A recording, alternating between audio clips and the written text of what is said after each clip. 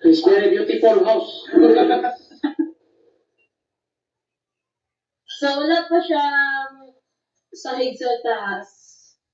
Pero, yan. Cladding kasi yung sa itaas na to, guys. Cladding. Pero yung pinto niya is, yung pinto niya is glass. Yung ganun lang. Yung isang kamay lang kasi hindi kaya natin yung dalawa kasi medyo mahal. So, iyan natin dito, glass din. Dito glass.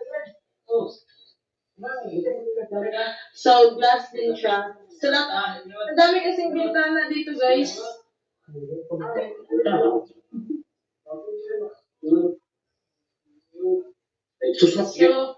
nahihirapan ako paano ko siya kasi po yung bintana. So, hindi ko na siya nilagyan ng bintana dyan.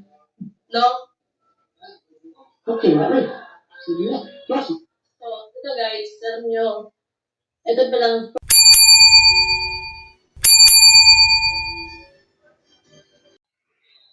So ayan, mga kabayan ko. Kumusta po kayo? Dito na naman pa ako. Welcome po kayo sa aking YouTube channel. Welcome. Kumusta po kayo lahat dyan? Mga viewers ko, mga viewers ni Krishna, mga viewers ni Pugo Bihero, mga viewers ni Kalinga Prab, Kuya Bal, Ate Jack. Shout out sa inyo, mga OFW sa abroad. Kumusta po kayo dyan? Lalo dyan sa ibang bansa, sa Middle East, ingat kayo dyan. Medyo may girian dyan, ang Iran at US. Ingat po kayo, baka madamay kayo. Ingat po kayo dyan. Okay? Mga kabayan ko dyan. Mga viewers si Krishna, mga Chris Pau Fanatic, shout out sa inyo. Welcome po kayo sa aking YouTube channel. Dito sa Pilipinas, Luzon, Visayas, Mindanao. Welcome po kayo sa aking YouTube channel. Like, share, and comment. At please keep on. Okay? Mga kabayan ko dyan. Paalala ko lang, bago ko magsimula, kung di pa kayo nakapag-subscribe, subscribe lang po kayo sa aking YouTube channel. Like, share, and comment. Okay? So, tuloy tayo mga kabayan ko. Ito, bibigyan ako ng reaction comment sa, so patungkol kay Krishna. Update na rin doon sa pinapagawa niyang farmhouse, mga kabayan ko. Talagang maganda talaga yung pinapagawang farmhouse ni Krishna. Talagang masabi natin, ito na yung pinaghirapan niya. Unti-unti niya na nakikita, lalo na pag natapos itong project na to, na pinapagawa niya, lalo siguro magagalaiti sa inggit yung mga taong naiinggit kay Krishna na mga buzzers. Okay? Pero dito, mga kabayan ko, meron ako napansin sa isang reactor din ni Krishna na taga-suporta. Masabi natin taga-suporta ni Krishna. Na ito pala ay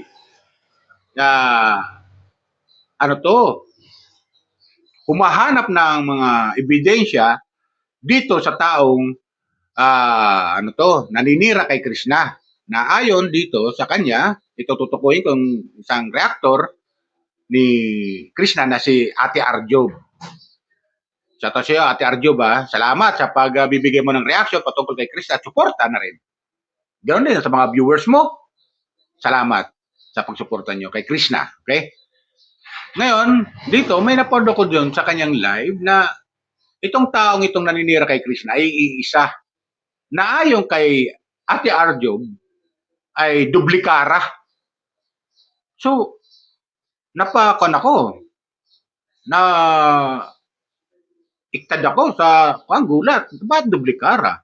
Ano tong naninira kay Krishna? Pwedeng babae o pwedeng lalaki?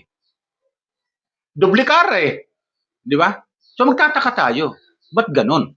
Ang kanyang paghihinala ni Ate Arjob. Ngayon, nililikom nila yung mga ebidensya dahil ayon sa kanya, mga kabayan ko, itong taong ito ay yung kanyang mga comment halos pari-parihas. So iniipon niya yung mga ebidensya na yon para sambitin niya ang pangalan dito sa kanyang live pag nakumpleto niya na at papangalanan niya itong taong ito kasi maraming alias ang ginagamit o dami account. So itong taong ito talagang grabe manira kay Krishna, mga kabayan. Grabe manira kay Krishna. So ito mga kabayan ko, paparinig ko sa inyo yung sinasabi ni Ate Arjob, okay? Pakinggan natin kayo nang umusga mga kabayan ko. Ito sabi niyo. Siya yung tipo ng tao na hindi kinakaya yung inggit, kaya ang gagawin niya, siraan si Krishna. Diba? Pero, alam mo yung hindi siya, kasi hindi niya kayang abutin. Kaya mo ba magkaroon ng 2.5 live viewers? Hindi. Diba? Isa yun sa kinakaingitan mo. Diba? Kasi si Krishna hindi mapanirang tao. Wala siyang inaapakan na kahit sino. She's doing her best para maabot niya yung kanyang pangarap. Okay. Diba? Hindi siya umaasa para makapagpatayo ng kanyang farmhouse. Correct. Diba? Kumakayod siya. Thank you, Sisi. Love you. Kumakayod siya sa sarili niyang pusa na halos hindi na siya natutulog para lang matupad yung kanyang mga pangarap. Tama. Diba? Hindi siya katulad nung iba, kapitbahay namin, nagpatayo ng, nandito, sa taas ng nagpatayo siya ng bahay, tapos, alam mo yung nagpatayo siya ng bahay, pero wala siyang budget. Hindi kasi ganun si Krishna eh. Hindi kasi ganun si Krishna. Diba? Hindi ko lang maintindihan kung bakit kailangan mo pa siyang siraan. Diba? Ang problema kasi sa'yo, kasi yung mga Xerox na nandito na naka-file, pinagtatagpi-tagpi ko yung mga, mayroon kasing naka-highlight, iisa yung mga comment, alam mo yun. Alam mo yung hindi na, siyempre, inggit yan, number 1. Number Tama. 2, nagsisip-sip ka ba? Diba? Diyos ko dahil. Pwede. Magkaroon ka naman ng kahit kaunting hiya lang. Oo. Totoo yan, mga kabayan ko. Siguro itong taong ito, mga kabayan ko, na tinutukoy ni Ate Arjob, ay nagsisip-sip. Maaari doon sa amo niya. Di ba? Maaari nagsisip-sip ito doon sa amo niya. At siguro itong amo niya, mga kabayan ko, maaaring kilala ito ni Krishna. O kilala ito ni Ate Arjob. Maaari ganon. Kasi kung mapapanood natin upload video ni Krishna, grabe yung pagmumura niya doon sa taong ito eh. At inis siya si Krishna dito sa taong ito na naninira na ayaw kay Krishna, kilala kita. Maaaring kapitbahay kita, maaaring kababaryo kita. Pero pag nagkita tayo, paduguin ko yung bunganga mo, sabi ni Krishna. Di ba? So, inggit talaga itong taong ito, mga kabayan ko. Inggit ito kay Krishna. Tuloy natin, ito sinasabi ni Ate Arjob. Kahit kaunting, hindi kita titigilan. Alin? Kahit saan tayo makarating, hindi kita titigilan. Nasa sukmed ka, I know, nasa sukmed ka. Diba? Kasi hindi na tama yung ginagawa mo. Posible itong mga walang mga mukha, na mga dummy account, ikaw lang ang may-ari niya. Pwede. So para ano? Ano ang purpose mo? Para siraan mo yung kapwa mo. Diba? Inggit. Yun lang talaga yun. Inggit. Pangalawa, sumisip-sip ka in a wrong way. Yun.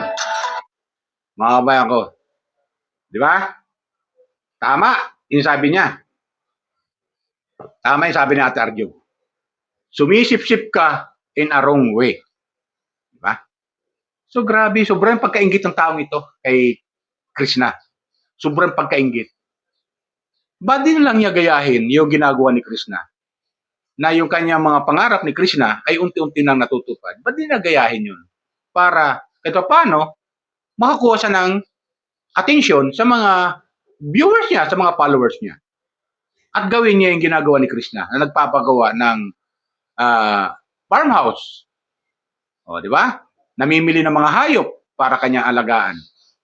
Di ba? Para makatulong sa kanyang pamilya. Di ba? So, ganun dapat ang gawin niya. Hindi yung gagawa siya ng kwento na wala namang kwenta-kwenta para lang siraan si Krishna. Yung ba yun, mga kabayan ko? Di ba? Talagang masabi natin itong naninira kay Krishna, maaaring iisa lang gumagawa ng mga gumagawa ng mga kwento, gumagawa ng mga dummy account para lang makapanira kay Krishna. Kasi ayon kay Ate Arjog, iisa lang ang iisa lang ang pattern. Mga kabayan, isa lang. So, punta natin yung kay Krishna, yung puntahan natin yung kanyang farmhouse. Ipakita ko sa inyo, malapit na itong matapos at ni Krishna kung anong nararapat dun sa kanyang farmhouse, kung saan, nasa yung kusina, ganito ganyan, kung ano pa ang papaganda niya. At ayo kay Krishna, medyo kinakapos na siya sa budget. So, pero ganun pa man, tuloy-tuloy pa rin yung pagpapagawa niya. Okay? So, yung ilang mga dapat gagawin doon sa farmhouse niya, ay hindi pa siguro mapapagawa niya dahil kulang pa nga sa budget. Diba? Ang gusto lang ni Krishna ay makita na yung farmhouse niya na medyo maganda tingnan na. Diba? Maganda tingnan. Ibig sabihin, gusto niya lang matapos yung area na yon na pinapagawa niya, yung up and down na yon para makita na yung kabuuan ng ng farmhouse na pinapagawa sa kasalukuyan. Bagamat mayroon pang ilan na ipapadagdag siya, yung kitchen nga ay pag-iipunan pa niya. Okay? Ito, panoorin natin mga kabayan ko. Kayo no musga ko, ano masabi niyo doon sa farmhouse ni Krishna? Sa update niya. Okay. Subscribe lang po kayo mga kabayan ko, mga Krishna supporter dyan, mga viewers si Pubiero at mga viewers ng Kalingap. Subscribe lang po kayo sa aking YouTube channel. Shout out kay Ate Arjog, kay Maldita Buutan, at kay Kumaring OFW. Shout out sa inyo.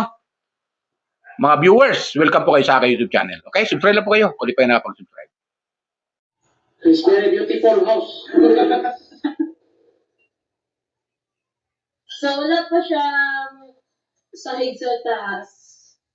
Pero, yan. Cladding kasi yung sa taas na to guys, cladding. Pero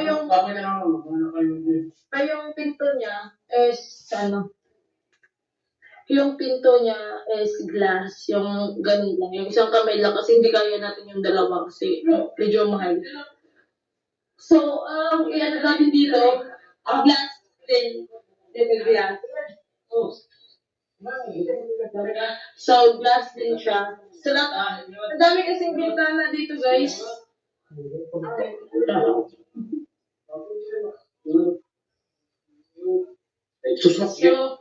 nahihirapan ako kung paano ko siya yun, kasi po yung bintana. So, hindi ko na siya nilagyan ng bintana dyan.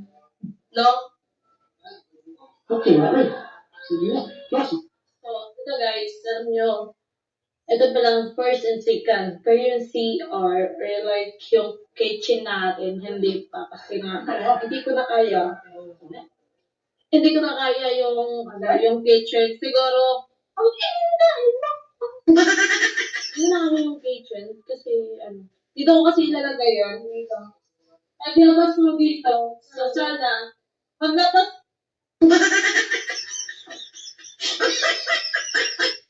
paglabas mo sana dito, kusina na siya, kitchen na siya, pero wala pa naman tayong budget. Ito na lang may papatapos ko muna. At pag may ipon na naman ulit ako, or like pag maluwag-luwag na yung natin. So, sumpay ba? Magpadagdag ako ng kitchen dito, din dyan. Dyan dito banda, ito yung CR sana. Dito yung CR, yung dyan yung kitchen. So, kulang yung budget natin. So, ngayon, siguro, nahihirapan naman ako dito. Kasi, so, bigat sa bulsa. So, ayun, ito muna yung ipapatapos ko para may matutulugan na tayo ng mga, so, ayan. So, next na lang yung dito, na ipapagawa natin yung kitchen next na lang kung may pera na tayo or like, kasi sobrang, ala, basta. So, ito na lang muna ipapatapos at, tsaka, kasi magpapatayo pa ako ng sariling pedestal kasi, ito kasi nakakunik sa pedestal lang ang lola at hindi siya kaya. tinatry yung mga ilaw natin. Sobrang daming ilaw nito. So, hindi siya kaya. So, magpapatayo tayo ng sariling pilistal at gumagastos na naman tayo. So, yun. At ang dami ko pa ano kasi wala pa talaga. Hindi ko pa naplano yung mga appliances sa loob ng bahay. Wala pa yun sa utak ko. Kasi pag nilalagay ko na sa utak ko, tapos wala pa akong pera. Mag-stress lang ang babae. So, wala pa to talaga, guys. Ewan ko kung sa August, sa birthday ko matatapos ba to, or like, siguro mag-finish siya. Pero may mga konting kulang, pero sa, talaga, sa birthday ko, I think sana dito ako mag-birthday sa August 26. Oo, kasi maghanda lang tayo ng mga yung mga gusto ko sa birthday ko, pero hindi pa muna yung matutupad. So, simpleng birthday na lang. So, yun. Simpleng handaan. So, yun lang siguro muna. Huwag na ako mag-demand sa sarili ko kasi wala din naman ako igagas sa sarili ko. Okay. So, yun mga wires. Siguro yun ang mga ilaw na ilagay dito.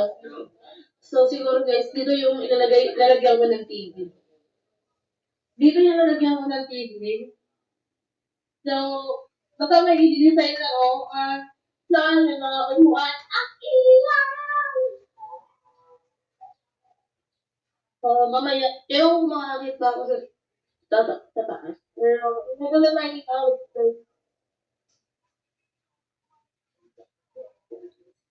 So, yan ang taas, guys. Yan ang, bubong. Yan ang, yun ang bubong. Hindi niyo marinig kasi maingay. Ang dalawa nito, ilalaglag ko dito sa bubong. So, yan sa bubong. So, paikot ang teres na ito, guys. Kung gusto nyo maglaro ng kasama mo dito, tatalan lang kayo. Ganun ako lang.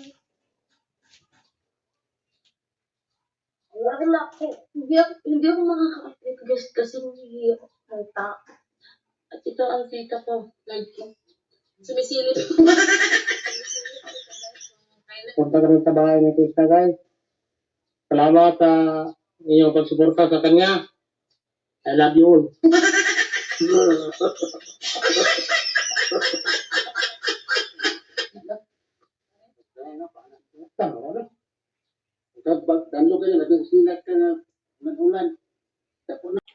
So, ayun, di ba mga kabayan ko? Nakita natin yung pinapagawang farmhouse ni Krishna.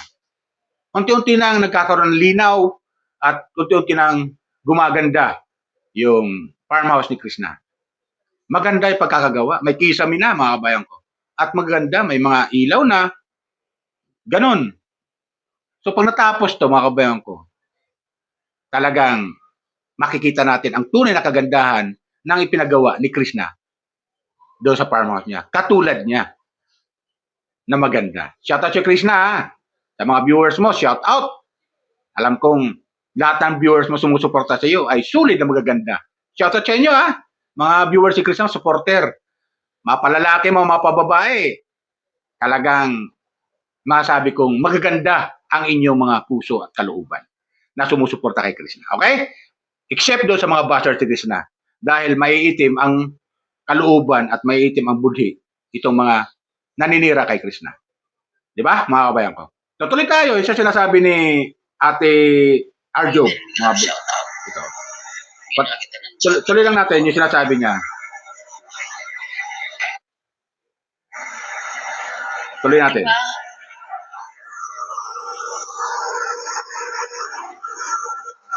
Yes, around. Kasi hindi naman din biro yung kanyang mga paninira. Di ba? Hindi biro yung kanyang paninira kay Krishna. Talagang ano.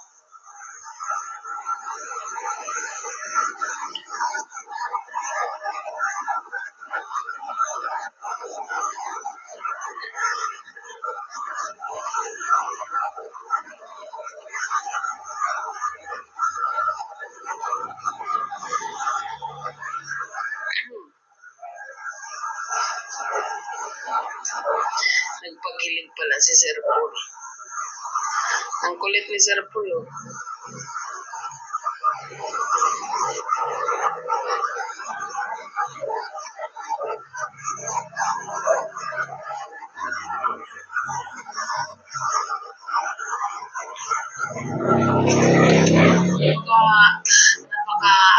napaka rider mo. Oh. Alam mo yun, hindi mo kailangan, kung gusto mo magbasikat, kung gusto mo magsip-sip, hindi mo kailangan manira ng tao.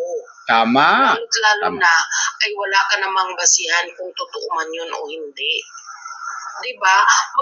Magpakitang gilas ka nang naaayon sa kilos mo. Kasi magkakasala ka lang yung tipong gusto mong sumikat, tapos katulad yung kapitbahay namin, alam mo yun, yung bang nakapagbatayo ng bahay pero asa sa iba, diba? Yung may palo ka, may kusang palo ka, pagtrabahuhan mo yung mga pangarap mo katulad ng ginagawa ni Krishna. Correct. Tama. Pinagtratrabahuhan Agree ako dyan. niya. Kaya maraming nagmamahal sa kanya. Diba? Kita mo yung live niya kanina. Ganun. Oh.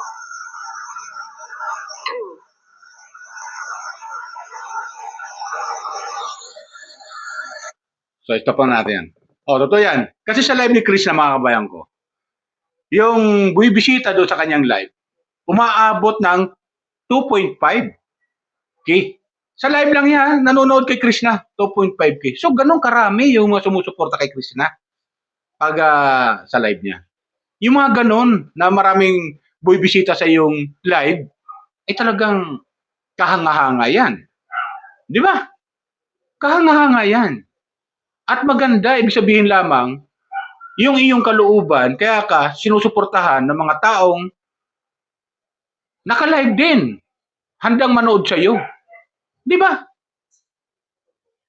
Nanonood siya na ng live, ibig sabihin talagang, itong mga taong ito, na sumusuporta kay Krishna, talagang solid Krishna supporter ito. Di ba? Solid Krishna supporter talaga. Tapos itong taong naninira kay Krishna, na ayon kay Ate Arjob, ay dublikara, sumisip-sip, makapanira lang ng kapwa, gumagawa ng kwento, issue, na wala namang katotohanan. Di ba? Ito, tuloy natin. Bayan ko. Sinasabi ni Ate Arjob. Pay ng kapwa mo. Nagiging bitter ka. Ang ampalaya, inuulam yan. Hindi yan inuugali. Tandaan mo yan.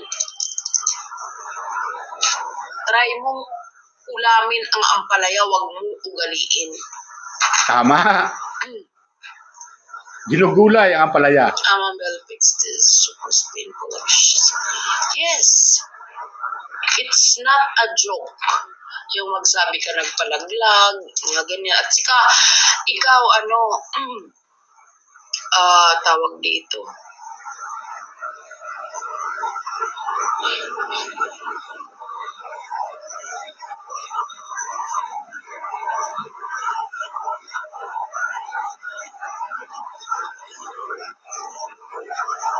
Yes, Ma'am Aurora. Hindi ka magkakaroon ng ganyan na suporta kung ikaw ay isang taong mapanira. Hindi ka natutuwa sa kapwa mo na nagtatagumpay. Diba? Tama. Trabahuan mo. Kung gusto mong umangat, pinagtratrabahuhan yun. Tama. Hindi sa paninira. Di ba? Tama siya eh. Kung gusto mong umangat, pinaghihirapan mo yan dapat. Pinagtatrabahuan mo. Hindi ka aangat dahil sa paninira. Hindi ka aangat kung naninira ka. Lalo kang babagsak. So dapat ganon ang mindset dapat itong taong itong naninira kay Krishna. Naayon dito kay Ate Arjob, nagsisip-sip ka. Gagawin ng taong itong ang lahat para lang masira si Krishna o mapabagsak si Krishna. Doon siya nagkakamali. Dahil lalong, habang sinisira niya si Krishna, lalo naman ito iniaangat. Di ba? Lalo itong iniaangat. At unti-unti nang natutupad ang pangarap ni Krishna. Kaya grabe yung inggit nitong taong ito kay Krishna. Sobrang inggit ito. Gumagawa ng kwento. Biro mo kung ano. Ito narinig natin, di ba? Hindi biro.